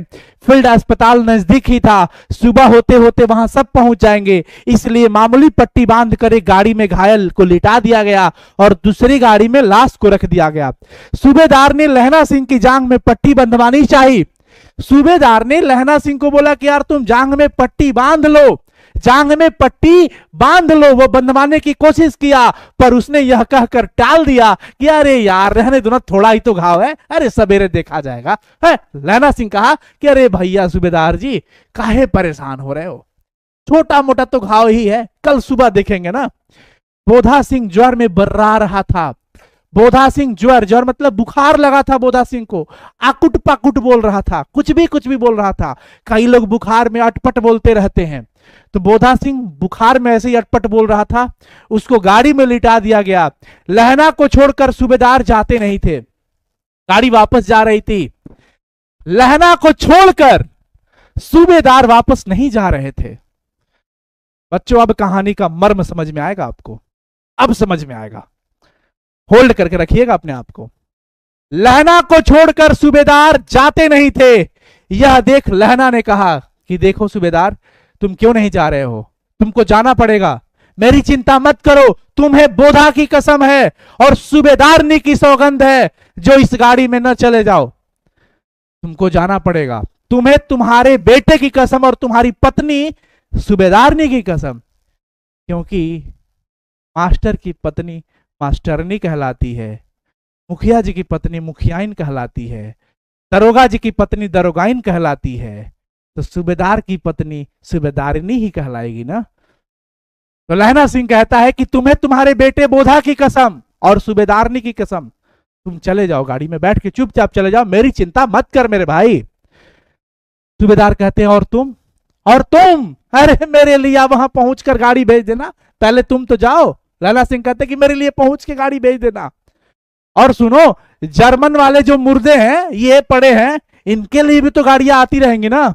मेरा हाल बुरा नहीं है, मैं ठीक हूं, देखते नहीं हो मैं तो खड़ा हूं एकदम, कितने अच्छे से खड़ा हूं। वजीरा सिंह तो मेरे पास ही है ना, अरे वजीरा सिंह तो है ना मेरे साथ, तुम काहे चिंता कर रहे हो सूबेदार, तुम चले जाओ। अच्छा ठीक है, पर अरे यार छोड़ो ना, बोधा गाड़ी पर लेट गया क्या, भला आप भी चढ़ जाओ। सुनिए तो, सूबेदारनी होरा को चिट्ठी लिखो तो मेरा मत्था टेकना लिख देना। स्टार्ट हो गई बातें। कहता है लहना सिंह कि बोधा तो गाड़ी पे लेट गया ना, आप भी चढ़ जाइए सूबेदार जी, फटाफट से बैठ जाइए। और सुनिए, सूबेदारनी होरा को, सूबेदारनी जो स्त्री शब्द है वहां पे होरा, तो सूबेदारनी होरा को चिट्ठी लिखो तो मेरा मत्था टेकना लिख देना। और जब घर जाओ ना सूबेदार, घर जाओ ना तो कह देना कि मुझसे जो उन्होंने कहा था वह मैंने कर दिया, जो मुझसे उन्होंने कहा था। बच्चों इस चैप्टर का नाम क्या है, उसने कहा था। इस चैप्टर का नाम क्या है, उसने कहा था, वो शीर्षक यही से आया है। अब आगे की मर्म समझिए। गाड़ियां चल पड़ी थी। सूबेदार ने चढ़ते चढ़ते लहना का हाथ पकड़कर कहा, सूबेदार ने चढ़ते चढ़ते, बड़ी इमोशनल बातें हैं बच्चों, मैं तो बिल्कुल भाव में और रियलिटी को ओढ़े हुए आपके सामने प्रस्तुत करने की कोशिश कर रहा हूं। मुझे नहीं पता आप कितना समझ पा रहे हैं, लेकिन मैं पूरी तरह से इसमें लीन हूं, डूबा हुआ हूं। ऐसा लग रहा है कि मेरे सामने प्रतीत हो रहा है घटना। सूबेदार गाड़ी पर चढ़ते चढ़ते लहना का हाथ पकड़कर कहते हैं कि तूने मेरे और बोधा के प्राण बचाए हैं भाई। लहना, तुम ना मेरे प्राण बचाए हो और बोधा का भी प्राण बचाए हो। लिखना कैसा यार, सूबेदारनी को लिखना कैसा, साथ ही घर चलेंगे ना, तुम ही आओ तो साथ में चलते हैं। अपनी सूबेदारनी को तू ही कह देना कि उसने क्या कहा था, क्योंकि लहना सिंह ने क्या कहा था कि कि जाके बोल देना, लिख देना कि जो उन्होंने कहा था, उन्होंने, रिस्पेक्टेड वर्ड, रिस्पेक्ट, उसने नहीं, उन्होंने जो कहा था, क्योंकि तब बात कुछ और थी और अब कुछ और हो रही है। तो प्रेम के प्रतीक सूबेदार बड़े भाई स्वरूप कह रहे हैं कि लहना यार, तूने तो मेरे प्राण बचाए हैं और बोधा के भी प्राण बचाए हो, लिखना कैसा यार, चल साथ घर चलेंगे। और लिखना क्या है, अपनी सूबेदारनी को तू ही बोल देना कि उसने तुझे क्या कहा था, कि उसने तुझे क्या कहा था, उसने क्या कहा था। अरे ठीक है, एक काम करो, अब आप गाड़ी पे चढ़ जाओ, मैंने जो कहा है वो लिख देना और कह भी देना। लहना सिंह कहता है कि ठीक है, तुम गाड़ी पे बैठो और जाके जो मैं बोला हूं वो लिख देना भी और कह भी देना। गाड़ी चली जाती है, लहना लेट जाता है। वजीरा, अब आवाज आता है लहना सिंह के मुंह से, वजीरा पानी पिला दे और मेरा कमर बंद खोल दे भाई, जो पट्टा बांधा था मेरा कमर बंद खोल दे, तर हो रहा है, दर्द भी हो रहा था और खून भी निकल रहा था। पांचवा दृश्य स्टार्ट होता है बच्चों। कहा जाता है कि मृत्यु के कुछ पहले स्मृति बहुत साफ हो जाती है। जब किसी व्यक्ति की मृत्यु नजदीक आता है तो उसके पूरे जीवन के किए गए कर्म याद आने लगते हैं। ये बहुत बड़ी सच्चाई है, बहुत बड़ी सच्चाई है। मृत्यु के कुछ पहले स्मृति बहुत साफ हो जाती है, जन्म भर की घटनाएं एक एक करके सामने आती है, सारे दृश्यों के रंग साफ होने लगते हैं, सब कुछ सामने कल्पना होने लगता है, दिखने लगता है। समय की धुंध बिल्कुल उन पर से हट जाती है, वर्तमान में क्या चल रहा है सब कुछ टूट जाता है, लेकिन पीछे क्या हुआ है या क्या होने वाला है, ऐसी घटनाएं काल्पनिक रूप में सामने आने लगती है। लहना सिंह जब 12 वर्ष का है, देखिए लहना सिंह के दिमाग में क्या चल रहा है कि लहना सिंह 12 वर्ष का है, ध्यान रखना ये उम्र लिख लेना। लहना सिंह 12 वर्ष का है, अमृतसर में मामा के यहां आया हुआ है। लहना सिंह अमृतसर में मामा के यहां आया हुआ है, दही वाले के यहां, सब्जी वाले के यहां, हर कहीं उसे एक 8 वर्ष की लड़की मिलती थी। आपने स्टार्टिंग में पढ़ा था ना कि एक लड़का और एक लड़की, तो वो 12 साल का लड़का लहना सिंह और वो 8 वर्ष की लड़की ये लड़की होने वाली है जो आप देख रहे हो। दही वाले के यहां, सब्जी वाले के यहां, हर कहीं से उसे एक 8 वर्ष की लड़की मिल जाती है। जब वह पूछता है तेरी कुड़माई हो गई, तब धत कहकर वह भाग जाती है। एक दिन उसने वैसे ही पूछा तो उसने कह दिया कि हाँ कल हो गई। देखते नहीं ये रेशम से फूलों वाला कढ़ा हुआ चालू। सुनते ही लहना सिंह को बहुत दुख हुआ था, क्रोध भी हुआ था। क्यों हुआ, क्यों हुआ? वजीरा सिंह पानी पिला दे, ये घटनाएं मन में चल रही थी। उसके बाद फिर बीच में कहता है, वजीरा सिंह के साथ बैठा हुआ है, वो वजीरा सिंह के गोद में सिर रख के शायद बैठा होगा। कहता है वजीरा सिंह पानी पिला दे। 25 वर्ष बीत गए, घटना समझिएगा। अब लहना सिंह नंबर 77 राइफल्स में जमादार हो गया है। वो उम्र निकल गया, 25 वर्ष का हो गया लहना। और अब नंबर 77 कोड याद रखना बच्चों, ऑब्जेक्टिव में ये क्वेश्चन पूछता है। नंबर 77 राइफल्स में जमादार हो गया है। उस 8 वर्ष की कन्या का अब ध्यान ही नहीं रहा। उस 8 वर्ष की कन्या से जिससे वो अटूट प्रेम करता था। हाई आजकल के टुटपुंजिया ₹2 वाला प्रेम, आजकल का प्रेम बड़ा अजीब हो गया है, लेकिन सबके लिए नहीं। बहुत ऐसे लोग हैं जो प्रेम को आज भी निभा रहे हैं। तो आजकल तो कुछ ऐसा है कि प्रेम आपके रहन सहन से होने लगा। आप गोरे रंग वाले दिख रहे हैं, स्मार्ट दिख रहे हैं तो प्रेम होगा। दिल के प्रेम कहां, चमड़ा पे प्रेम रह गिलबा। अच्छा कपड़ा पहन रहे हैं, धनी मनी घर से हैं तो प्रेम होगा। हा? ऐसा है, लेकिन ऐसा नहीं होना चाहिए। बाकी प्रेम अलग अलग शब्दों में अलग अलग व्याख्या देता है।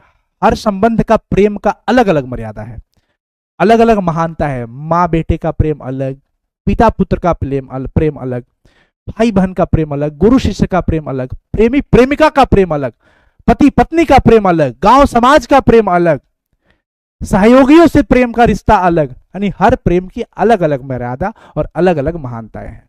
यहां पर हमारे लहना सिंह जी ने क्या किया कि अब 25 वर्ष के बाद जब वो जमादार हो जाते हैं तो उस 8 वर्ष की कन्या का ध्यान ही नहीं रहा, लेकिन सच तो ये है कि बहुत दुख हुआ था उनको ये सुनकर कि वो जिसको दिल से चाहते थे, प्रेम करते थे, वो प्रेमिका किसी और की हो गई थी। वो किसी और की हो गई थी, कुड़माई हो गई थी उसकी। 7 दिन की, ना मालूम वह कभी मिली थी या नहीं, लहना सिंह को कुछ भी ध्यान में नहीं आ रहा। 7 दिन की छुट्टी लेकर 7 दिन की छुट्टी लेकर जमीन के मुकदमे की पैरवी करने पर वह अपने घर गया। 7 दिन की छुट्टी लेकर लहना सिंह गया था, अपनी जमीन पे मुकदमा था, पैरवी के लिए गया था। वहां रेजिमेंट के अफसर की चिट्ठी मिली। जब लहना सिंह अपने गांव पर था तो रेजिमेंट से अफसर की चिट्ठी आती है, क्या कि देखो फौज लाम पर जाती है। लाम मतलब लड़ाई पर, लाम मतलब लड़ाई पर, कि देखो लहना सिंह फौज लड़ाई पर जा रही है, तुम फौरन चले आओ, अब जल्दी से जल्दी हो सके आ जाओ, क्योंकि लड़ाई छिड़ चुका है और पूरी फौज जा रही है। और साथ ही साथ सूबेदार हजारा सिंह की भी चिट्ठी मिली। लहना सिंह के पास सूबेदार की भी चिट्ठी आ रही है कि लहना, मैं और बोधा सिंह भी लाम पर जाते हैं, लड़ाई पर जाते हैं, तुमको भी तो चिट्ठी आया ही होगा ना, देखो लौटते समय हमारे घर पे आ जाना, हम लोग साथ चलेंगे। सूबेदार का चूंकि गांव रास्ते में ही पड़ता था और सूबेदार उसे बहुत चाहता भी था कि लहना सिंह मेरे पास आ जाए। लहना सिंह सूबेदार के यहां पहुंच गया। जब चलने लगे तब सूबेदार बेड़े में से निकल कर आया, बोला जब चलने लगे कि हाँ चलो भाई लड़ाई पर चलना है, निकलो घर से बाहर निकलते हैं, तो सूबेदार ने बाहर निकल के कहा कि लहना यार, सूबेदारनी तुमको जानती है, बुलाती है, जा मिला। कौन बोला? सूबेदार कहते हैं कि लहना, अरे सूबेदारनी तुमको जानती है, बुलाती है, जा जा जा मिला। लहना सिंह भीतर पहुंचा। सूबेदारनी मुझे जानती है। लहना सिंह कह रहा सूबेदारनी मुझे जानती है? हाँ, कब से? रेजिमेंट के क्वार्टरों में तो कभी सूबेदार के घर लोग रहे नहीं। हाँ, रेजिमेंट में तो हम इतने दिन से थे, कोई घर वाला नहीं था, तो भाई किसी की पत्नी मुझे कैसे जानेगी? दरवाजे पर जाकर मत्था टेकना कहा, दरवाजे पर गया, कहा मत्था टेकना, बोल दिया। आशीष सुनी, यानी कि आशीर्वाद मिल गया। लहना सिंह चुप रहा, अब बोल नहीं पा रहा था कुछ। सूबेदारनी कहती है मुझे पहचाना? सूबेदारनी कहती है मुझे पहचाना? लहना सिंह कहता है नहीं नहीं, मैं अपने पापा से मेरी बात की, नहीं नहीं नहीं, मुझे पहचाना नहीं, तेरी कुड़माई हो गई। सूबेदारनी बोल रही है तेरी कुड़माई हो गई, धत कल हो गई, देखते नहीं रेशमी भुट्टो वाला सालू अमृतसर में। भावों की टकराहट से मूर्छा खुली। जैसे यह पंक्ति सुनता है लहना सिंह, वैसे होश खुलता है, अरे ये वो लड़की है जिसे वो 8 बरस की उम्र में यही सवाल पूछता था। सॉरी, लड़की 8 बरस की थी और लड़का 12 बरस का था। करवट बदली, पसली का घाव बह निकला। जैसे ही ये बात दिमाग में आई, वजीरा सिंह की गोद में लेटा हुआ था, आहा, होश खुला उसका। तब तक करवट बदला, इस करवट हुआ। वजीरा पानी पिला, उसने कहा था। वजीरा पानी पिला, उसने कहा था। स्वप्न चल रहा है, लहना सिंह सपना देख रहा है। सूबेदारनी कह रही है मैंने तेरे को आते ही पहचान लिया था। सूबेदारनी कह रही है कि मैंने तो तुझे आते ही पहचान लिया, एक काम कहती हूं, मेरे तो भाग फूट गए। सूबेदारनी कह रही है कि एक काम देती हूं, एक काम कहती हूं, मेरे तो भाग फूट गए हैं। सरकार ने बहादुरी का खिताब दे दिया है, लायलपुर में जमीन दे दी है, आज नमक हलाली का मौका आया है, पर सरकार ने हम तिमियों की घघरिया पलटन क्यों न बना दी, जो मैं भी सूबेदार जी के साथ चली जाती। क्या कह रहे हैं? सूबेदारनी कह रही है कि लायलपुर में सरकार ने जमीन दी। कहां पे जमीन दी है सूबेदार को? लायलपुर में। याद रखना, ऑब्जेक्टिव में पूछा हुआ सवाल है। और आज उसके बदले नमक हलाली करने का मौका आया है, पर अफसोस रहा कि सरकार ने हम तीमियों की पलटन क्यों न बनाई। तीमियों मतलब स्त्रियों का, नारियों का, केवल लड़कों का फौज क्यों बनाई, पुरुषों का फौज क्यों बनाया सरकार? हम तिमियों की भी घघरिया पलटन बना देती ना, तो आज सूबेदार जी के साथ हम भी लड़ने के लिए चले जाते। एक बेटा है, एक बेटा है, फौज में भर्ती हुए 1 ही साल हुआ है लहना। एक बेटा है बोधा, यही एक बेटा है, और फौज में भर्ती हुए इसे 1 ही साल हुआ है। उसके पीछे और 4 हुए, पर एक भी बचा नहीं, सबके सब मर गए। एक बचा हुआ है बोधा, 1 बरस से फौज में है। सूबेदारनी रोने लगी बोलकर, कहती है अब दोनों जाते हैं, मेरे भाग जाने। तुम्हें याद है कि एक दिन टांगे वाले का घोड़ा दही वाले की दुकान के पास बिगड़ गया था। तुमने उस दिन मेरे प्राण बचाए थे। आप घोड़े की लातों में चले गए थे और मुझे उठाकर दुकान के तख्ते पर खड़ा कर दिया था। सूबेदारनी याद दिला रही है, अपनी आप बीती बताकर कह रही है कि याद है लाना, एक बार क्या हुआ था उस दुकान, दही वाले दुकान के पास एक घोड़ा बिगड़ गया था टांगे वाला। आपने मेरी जान बचाई थी, घोड़े के पैरों के बीच आप चले गए थे और उस दिन आपने मेरे प्राण को बचा दिया था। देखो, मुझे उठाकर उस दिन दुकान के तख्ते पर खड़ा कर दिए थे। जैसे तूने मुझे बचाया, ऐसे ही इन दोनों को बचाना, यह मेरी भिक्षा है। तुम्हारे आगे मैं आंचल पसारती हूं लहना। तुमने जैसी मेरी जान बचाई थी उस दिन, आज ये सूबेदारनी तुम्हारे सामने आंचल पसार कर अपने सुहाग और अपने कोख की भीख मांग रही है। इन दोनों के प्राण बचा लेना जैसे तुमने मेरे प्राण बचाए थे।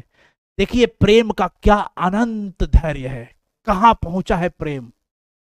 प्रेम देखिए, आपने पूरी कहानी के अंदर देखा कि बोधा सिंह की इतनी ख्याल करना लहना सिंह का क्यों, आखिर क्यों अपने बिना कोट के रहकर जाड़े में बोधा सिंह को 2-2 कंबल उड़ा करके 2-2 कोट पहनाता था, अपने नीचे कीचड़ में सो जाता था, उसे सूखी लकड़ी पर सुलाता था, आग के पास सुलाता था, उसके पहरे पर खुद पहरा देता था।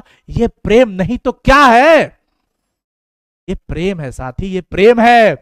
कहती है कि यह मेरी भिक्षा है, तुम्हारे आगे मैं आंचल पसारती हूं।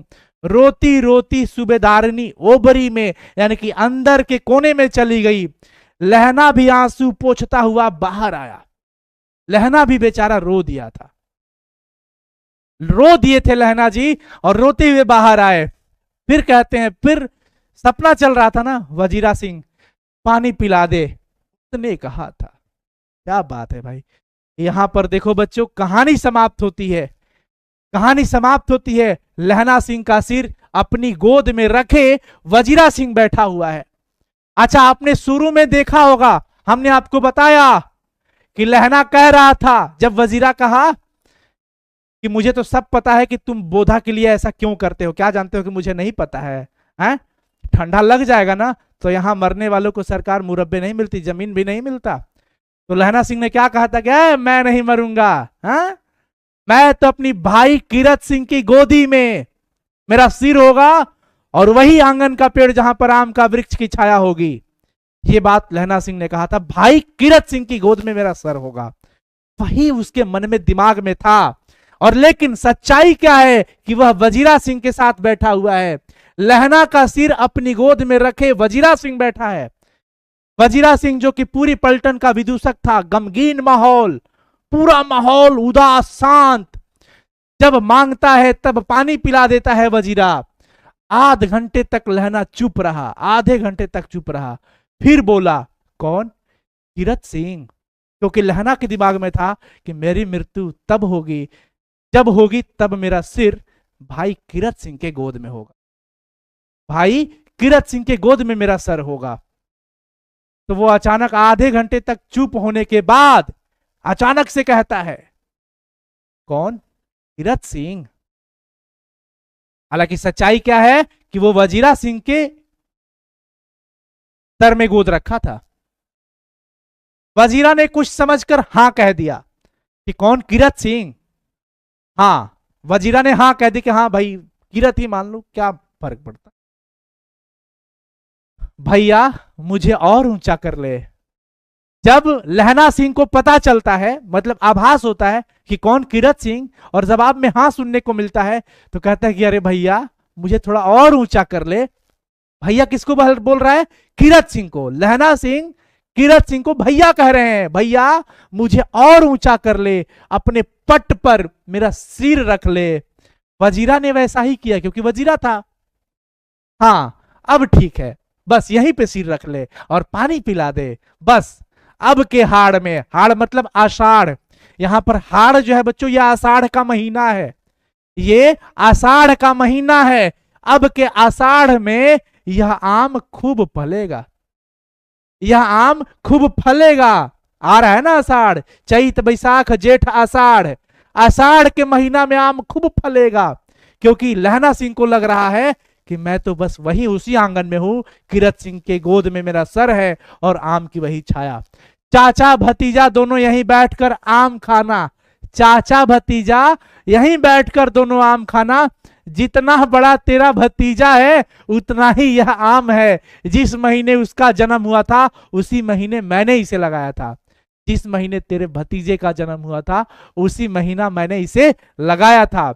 वजीरा सिंह के आंसू टप टप टपक रहे थे कि भैया रहना क्या क्या बोल रहे हैं। एक साथी जब मृत्यु करीब आता है ना बच्चों, तो सारी यादें सामने आ जाती है, सारी यादें सामने आ जाती। आंसू टप टप टपक रहे थे। कुछ दिन पीछे लोगों ने अखबारों में पढ़ा, कुछ दिन बाद अखबार में न्यूज छप के आ गया कि फ्रांस और बेल्जियम 68वीं सूची मैदान में घावों से मरा नंबर 77 सिख राइफल्स जमादार लहना सिंह। पेपर में अखबारों में आ गया कि लहना सिंह है।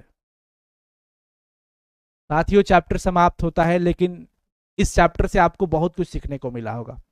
दिव्य प्रेम, समर्पण, कर्म, जिम्मेवारी, मिट्टी के प्रति लगाव, ईमानदारी, साहस, चतुरता, सब कुछ आपको इस चैप्टर के अंदर, मैं सारी बात बोल दिया, ये सब कुछ आपको देखने को मिला होगा। इतना बड़ा समर्पण मिट्टी के लिए, फौज के लिए, उस प्रेमिका के लिए, उसको दिए गए वचन के लिए। रघुकुल रीत सदा चली आई, प्राण जाए पर वचन न जाई। ये बात रघुवंशी प्रभु श्री राम जी ने भी बोली। और वैसे ही ठीक अपने वचन को निभाने के लिए जो उन्होंने लिया था, सूबेदारनी ने उन्हें दिया था कि लहना जैसे तूने उस दिन मेरी जान बचाई, आज मैं तुम्हारे सामने भीख मांग रही हूं, आंचल पसार रही हूं। इन दोनों की रक्षा करना, इनके जान बचाना। और देखिए ठीक सही सलामत इन दोनों लोगों को घर पहुंचाकर लहना सिंह खुद अखबारों में छप जाते हैं मृत्यु के नाम के लिस्ट में। क्या बड़ा त्याग है भाई, क्या समर्पण है, दिव्य प्रेम, कर्म की प्रधानता, कितना बड़ा कर्म की प्रधानता उन्होंने दिया यहां पे। चतुराई, दिमाग, साहस, 8 थे, बाकी लोग निकल गए थे। ऐसी परिस्थितियों में नकली लेफ्टिनेंट को मार गिराया। साहसी कितने थे, कितने चतुर थे कि संदेह को कैसे सच में बदल दिया। यार वो लेफ्टिनेंट तो ये थे, सिख तंबाकू नहीं पीता, ये इन सारी चीजों का आपने बच्चों से, मैं समझता हूं कि हमारे पूरे प्रयास से आपको यह समझ में अच्छा आया होगा, क्योंकि मैं इसे पढ़ाते वक्त पूरी तरह से इसमें लीन था, डूबा हुआ था। मैं आपसे बीच में पूछ भी नहीं पाया कि समझ आया कि नहीं, लेकिन अब मैं पूछता हूं कि आपको समझ में आया कि नहीं। चैट सेक्शन में साथियों, सॉरी कमेंट सेक्शन में ज्यादा से ज्यादा कमेंट करिएगा आप लोग, क्योंकि यह सिर्फ हमारी बात नहीं है, इस शहीद लहना सिंह की बात। तो पढ़ाई कैसा लगा, समझ में आया कि नहीं। अगला पार्ट इसका ऑब्जेक्टिव सब्जेक्टिव का होगा, मैं करा दूंगा। पीडीएफ लेना है तो पीडीएफ के लिए साइंस संग्रह का एप्लीकेशन है जो प्ले स्टोर पे, वहां से आप करके हिंदी का पीडीएफ वहां से ले सकते हैं। सब कुछ अपलोड है, टेस्ट सीरीज वगैरह सब कुछ। तो साथियों कमेंट जरूर करिएगा, और मैं चाहूंगा कि अपने सभी दोस्तों के साथ जो 11 12 के बच्चे, 12th के बच्चे होंगे, आर्ट्स कॉमर्स साइंस, सबको शेयर करिएगा, क्योंकि अच्छी चीजों को शेयर करना चाहिए। इसमें कोई बुराई की बात नहीं है और कोई शर्म की बात नहीं है, अच्छी चीजों को शेयर जरूर करना चाहिए। तो प्लीज, हम लोगों का आपके साथ यही प्रेम है कि हम आपको अपनी सामर्थ्य के हिसाब से सेवा दे रहे हैं और आप इसे ग्रहण कर रहे हैं। तो बस प्रेम में ऐसे ही अच्छी चीजों को शेयर करते रहिए, आप सभी को मोटिवेशन देते रहिए, क्योंकि आपके मोटिवेशन से ही यहाँ पर कोई लगातार 2 घंटे, 3 घंटे, 1.5 घंटे, 4 घंटे, समय पढ़ने पर 10 घंटे भी मैराथन क्लासेज आपके लिए लगाई जाएंगी। तो समय समय पर सारी चीजें आपके लिए होता रहेगा। धन्यवाद साथियों, शुभ रात्रि आप सभी का। मुझे अच्छा लगा, बहुत कुछ समझ में आया, सीखने को मिला। मैं भी इस चैप्टर से बहुत कुछ सीखा। आप भी क्या सीखे जरूर कमेंट सेक्शन में कमेंट करिएगा। बाय बच्चों, फिर मुलाकात होगी आप सबके साथ। धन्यवाद आप सभी का, शुभ रात्रि। कमेंट सेक्शन में कमेंट जरूर करिएगा। लव यू बच्चों, लव यू ऑल।